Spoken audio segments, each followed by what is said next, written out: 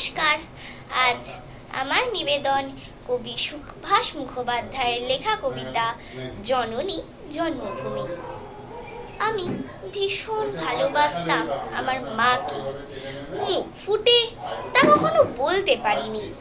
টিফিনের পয়সা বাঁচিয়ে মায়ের জন্য কিনে আনতাম কমলা লেবু। শুয়ে শুয়ে মার দু চোখ জলে ভরে উঠত। ভালোবাসার কথাটা মাকে কখনো আমি মুখ ফুটে বলতে পারিনি। হে দেশ, হে আমার জননী, কেমন করে তোমাকে আমি বলি, যে মাটিতে ভর দিয়ে আমি উঠে দাঁড়িয়েছি, আমার দু হাতের 10 আঙুলে তার স্মৃতি। আমি যা কিছু স্পর্শ করি সেখানেই হে জননী তুমি। আমার হৃদয় বিনা তোমারই হাতে বাজে। হে জননী, আমরা ভয় পাইনি, যজ্ঞে বিঘ্ন ঘটেছে বলে আমরা বিরক্ত।